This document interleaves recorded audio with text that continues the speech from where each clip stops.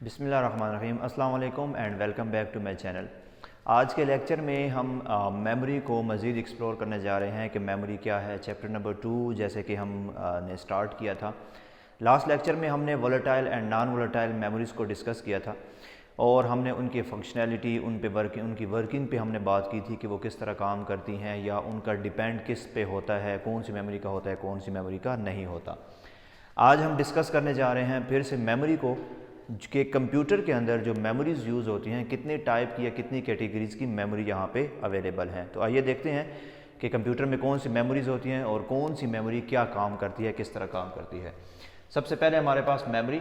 अब मेमोरी को दो हिस्सों में कैटेगराइज किया गया है। एक हमारे पास है primary memory and the second one is secondary memory. इस लेक्चर के अंदर हम सेकेंडरी मेमोरी को डिस्कस नहीं करने वाले, हम सिर्फ प्राइमरी मेमोरी को ही आगे लेके चलेंगे। जब प्राइमरी मेमोरी कंप्लीट हो जाएगा तो उसके बाद हम सेकेंडरी मेमोरी की बात करेंगे। अच्छा जी, ये तो होगी दो मेन कैटेगरीज। अब फिर प्राइमरी मेमोरी की मज़ीद सब कैटेगरीज कौन कौन सी हैं? यहाँ पे 3 सब कैटेगरीज हैं प्राइमरी मेमोरी की। सबसे पहले हमारे पास है इंटरनल प्रोसेसर मेमोरी के इंटरनल प्रोसेसर मेमोरी, ये टाइप है प्राइमरी मेमोरी की। सेकेंड हमारे पास है रैम, रैंडम एक्सेस मेमोरी, सभी जानते हैं। इसकी हमारे पास जो टाइप्स हैं मज़ीद रैम की, एक हमारे पास है S RAM and the second one is D RAM. ये भी इंशाल्लाह हम इसी चैप्टर के अंदर कवर करेंगे। फिर हमारे पास आ जाती है रोम। रोम की भी हमारे पास टाइप है। सबसे पहली टाइप हमारे पास है P ROM, second one is EPROM and the third one is double EPROM। ये 3 हमारे पास रोम की टाइप है। लेकिन इस लेक्चर के अंदर, आज के लेक्चर के अंदर हम डिस्कस करने जा रहे हैं इंटरनल प्रोसेसर मेमोरी। और इंटरनल प्रोसेसर मेमोरी की जो पहली टाइप हमने यहाँ पे लिखी हुई है कैशे मेमोरी, इसको हम डिस्कस करने जा रहे हैं। नेक्स्ट लेक्चर में हम इंशाल्लाह रजिस्टर मेमोरी को भी डिस्कस करेंगे। तो आइए हम स्टार्ट करते हैं इंटरनल प्रोसेसर मेमोरी से कि इंटरनल प्रोसेसर मेमोरी क्या है और इसको इंटरनल प्रोसेसर मेमोरी क्यों कहा जाता है, क्या वजह है। Internal processor memories are the type of memories that are directly accessible to CPU। ऐसी memories जो कि CPU को directly accessible होती हैं, ऐसी memories को हम कहते हैं internal processor memories। Processor memory से हटकर मैं आपको एक प्रैक्टिकल एग्जांपल यहाँ पे देना चाहूँगा। सपोज़ मेरे हाथ में ये मार्कर है, मैं इसको थोड़ी देर के लिए पॉकेट के अंदर यहाँ पे डाल लेता हूँ। अब मुझे क्या करना है, मुझे इस मार्कर को एक्सेस करना है। तो कैसे एक्सेस करूँगा? सिंपल, मैं अपनी पॉकेट को एक्सेस करूँगा और पॉकेट को एक्सेस करके मैं इस मार्कर को ईजीली गेट कर सकता हूँ। तो ऐसी मेमोरीज़ जो कि CPU के पास उसके बिल्कुल मतलब इनसाइड अवेलेबल होती हैं, तो ऐसी मेमोरीज़ को हम कहते हैं इंटरनल प्रोसेसर मेमोरी, जो कि हमारे पास हैं एक कैशे मेमोरी और दूसरी हमारे पास रजिस्टर मेमोरी। यहाँ पे हम बनाने जा रहे हैं CPU का यहाँ पे डायग्राम बनाऊँगा मैं। CPU इज़ अ चिप, ये मेरे पास CPU बन गई। अब इस CPU के इनसाइड अवेलेबल हैं क्या? कुछ मेमोरीज। वो कुछ मेमोरी हमारे पास कैशे है। यहाँ पे मैं एक और दफ़ा कैशे लिखूँगा और वन टाइम मैं यहाँ पे लिखने जा रहा हूँ रजिस्टर। यहाँ पे 2 दफ़ा मैंने कैशे लिखा है। क्यों लिखा है ये अभी आपको पता चल जाएगा इसी लेक्चर के अंदर। और वन टाइम मैंने यहाँ पे रजिस्टर लिखा है। अब ये मेमोरीज जो होती हैं ये CPU के इनसाइड अवेलेबल होती हैं। That's why these memories are called internal processor memories.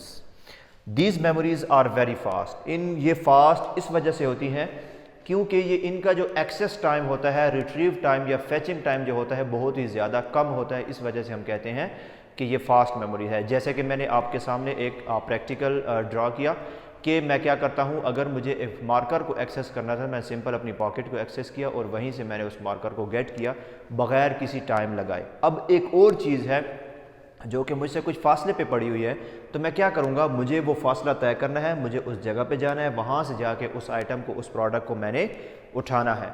तो उसमें क्या लग जाएगा, उसमें टाइम लग जाएगा। इस वजह से वो फास्ट मेमोरी नहीं होती, इस वजह से वो टास्क जो है वो जल्दी परफॉर्म नहीं हुआ।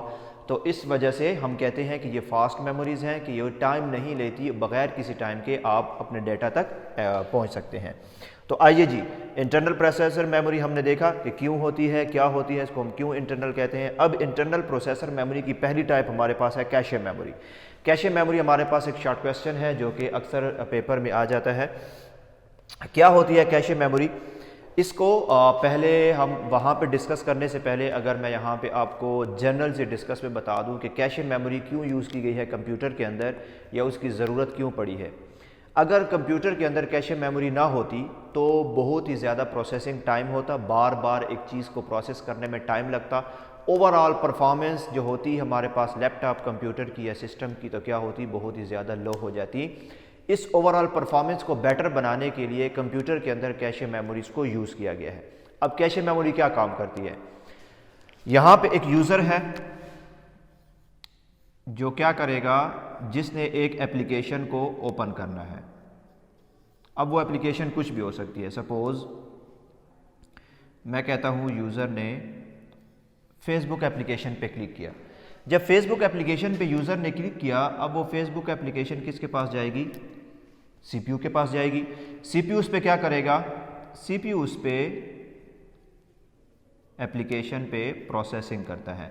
इस प्रोसेसिंग में कम से कम आपके 2 to 5 सेकंड्स रिक्वायर्ड होते हैं। अब यूज़र ने FB एप्लीकेशन पे क्लिक किया है, अब उसको इतना 2 से 5 सेकंड वेट करना होता है। अब वो वेट क्यों कर रहा है? क्योंकि CPU उस एप्लीकेशन जिस पे आपने क्लिक किया है प्रोसेसिंग कर रहा है। जैसे ही वो प्रोसेसिंग कंप्लीट हो जाती है, वो एप्लीकेशन यूज़र के सामने ओपन हो जाती है। यूज़र के सामने वो एप्लीकेशन क्या हो गई? ओपन हो गई। अब यूज़र उसको यूज़ कर रहा है। यूज़र ने जैसे ही उस एप्लीकेशन को यूज़ करके क्लोज कर दिया, थोड़ी देर बाद दोबारा से यूज़र ने उसी एप्लीकेशन पे क्लिक किया। जब यूज़र ने दोबारा उसी एप्लीकेशन पे क्लिक किया, तो इस दफ़ा यूज़र को ये जो टाइम उसने लास्ट टाइम जब क्लिक किया था 2 से 5 सेकंड वेट करना पड़ा था, इस दफ़ा यूज़र को वेट नहीं करना पड़ा। क्यों? क्योंकि यूज़र ने फर्स्ट टाइम जब उस पर क्लिक किया था, CPU ने उस पर प्रोसेस किया था। प्रोसेसिंग के बाद CPU ने वो प्रोसेस फाइल जो होती है वो अपने पास कैशे के अंदर स्टोर कर ली। जब अपने पास कैशे के अंदर स्टोर कर ली, दूसरी दफ़ा जब यूज़र क्या करता है, उसी एप्लीकेशन पे क्लिक करता है, तो CPU प्रोसेसिंग सेकंड टाइम नहीं करता, बल्कि कैशे के अंदर जब उसके पास वही एप्लीकेशन प्रोसेस फॉर्म में पड़ी हुई है, तो CPU डायरेक्ट क्या कर देता है, ओपन करके यूज़र को दे देता है, जिससे यूज़र के वो 2 से 5 सेकंड जो उसने लास्ट टाइम वेट किया था वो इस दफ़ा सेव हो गए और प्रोसेसिंग क्या होगी, फास्ट हो गई। इस वजह से इस टाइम को मैनेज करने के लिए, ओवरऑल परफॉर्मेंस को बेटर बनाने के लिए कंप्यूटर की कैशे मेमोरी को कंप्यूटर के अंदर यूज़ किया जाता है। तो आइए अब देखते हैं कि कैशे मेमोरी कैसे काम करती है और उसमें मज़ीद क्या क्या खासियत होती है। Cache memory is very fast and small memory. Fast आपने देखी कि वो कैसे होती है। स्मॉल मेमोरी, इसका जो साइज़ होता है कैशे मेमोरी का, इसका जो स्टैंडर्ड साइज़ है वो 2 MB से लेकर 8 MB तक कैशे मेमोरी अवेलेबल होती है तमाम सिस्टम्स, कंप्यूटर, लैपटॉप वगैरह के अंदर। तो स्मॉल मेमोरी है लेकिन बहुत ही ज़्यादा फास्ट है। It is design to speed up the transfer of data and instruction. ये हमने यहाँ पे डिस्कस कर लिया कि किस पर्पस के लिए, इस पर्पस के लिए इसको यूज़ किया गया है कि जो CPU ने डाटा को प्रोसेस किया होगा उसको कैशे मेमोरी के अंदर स्टोर किया होगा। जब सेकंड टाइम यूज़र को वही एप्लीकेशन चाहिए होगी तो CPU डायरेक्ट कैशे से वो डाटा उठा के ट्रांसफ़र कर देगा, किसको, यूज़र की तरफ, जिससे ओवरऑल परफॉर्मेंस कंप्यूटर सिस्टम की क्या हो जाती है, तेज़ हो जाती है। Third point, it is available inside और क्लोज टू द CPU। ये CPU के इनसाइड भी अवेलेबल होते हैं और आउटसाइड भी अवेलेबल होते हैं। यहाँ ये पॉइंट अब डिस्कस करना है कि हमने CPU के अंदर कैशे मेमोरी को 2 दफ़ा क्यों लिखा हुआ है। यहाँ पे मैं 2 दफ़ा लिखा है, थर्ड टाइम मैं इसको लिखने जा रहा हूँ यहाँ पे। ये मेरे पास हो गई कैशे मेमोरी, और यहाँ पे मैं एक और चीज़ भी ड्रा करने जा रहा हूँ जिसको हम रैम के नाम से जानते हैं। इनसाइड का किस्सा हमने देख लिया। अब आउटसाइड क्यों लगाई गई है और कहाँ पे लगाई गई है CPU के बिल्कुल क्लोज लगाई जाती है। कितने क्लोज?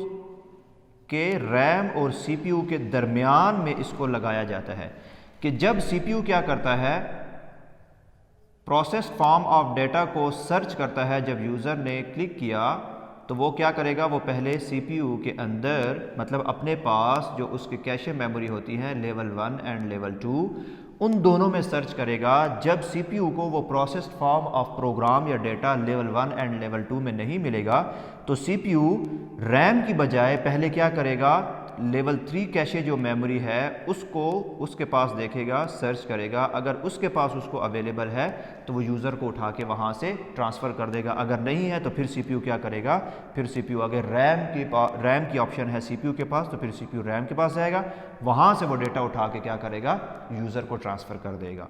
तो यहाँ पे बेसिकली ये लेवल हमने जो ये पॉइंट लिखा हुआ है कि इनसाइड और आउटसाइड अवेलेबल होते हैं। तो कैशे मेमोरी के हमारे पास डिफरेंट लेवल हैं, 3 लेवल्स हैं, लेवल 1, लेवल 2, लेवल 3। लेवल 1 और लेवल 2 जो होते हैं ये CPU के इनसाइड अवेलेबल होते हैं और लेवल 3 का जो है ये हमारे पास CPU के आउटसाइड होता है, लेकिन very close to the CPU, between the CPU and RAM available होता है कि CPU डायरेक्ट रैम की तरफ नहीं जाएगा बल्कि पहले कैशे को देखेगा, उसके बाद वो रैम की तरफ जाएगा। It stores data which is frequently use और प्रोसेस बाय द CPU। ये मैंने आपको बता दिया कि जब यूज़र एप्लीकेशन ओपन करेगा तो उस प्रोसेस फॉर्म ऑफ डेटा को वो पहले कैशे के अंदर स्टोर करेगा। नेक्स्ट हमने लेवल की भी बात कर ली कि इसके 3 लेवल्स होते हैं। लेवल 1 एंड लेवल 2 जो होते हैं ये CPU के इनसाइड अवेलेबल होते हैं। लेवल 3 जो होता है ये हमारे पास CPU के आउटसाइड अवेलेबल होता है। एक और पॉइंट यहाँ पे बताना चाहूँगा कि लेवल अगर इनके डिफरेंट हैं, लेवल 1 और लेवल 2 एंड लेवल 3, तो फिर इनकी स्पीड भी क्या होगी, एक दूसरे से डिफरेंट होगी। लेवल 1 एंड लेवल 3 जो है दीज आर द फास्टर, ये दोनों क्या होती हैं, faster than level 3 cache. Level 1 और लेवल 2 की कैशे मेमोरी जो होती हैं ये फास्टर होती हैं, किससे, लेवल 3 वाली कैशे मेमोरी से। तो ये था हमारा आज का टॉपिक जिसमें हमने डिस्कस किया कि मेमोरी मेन कैटेगरीज कौन सी हैं और फिर उनकी सब कैटेगरीज कौन सी हैं। सब कैटेगरी के अंदर फिर हमने पहली टाइप जो हमारी थी कैशे मेमोरी, उसको हमने डिस्कस किया। आई होप कि यहाँ तक समझ आई होगी। अगर फिर भी किसी का कोई क्वेश्चन है तो आप हमें कमेंट्स में ज़रूर बताइए ताकि हम इसको मज़ीद इम्प्रूव कर सकें।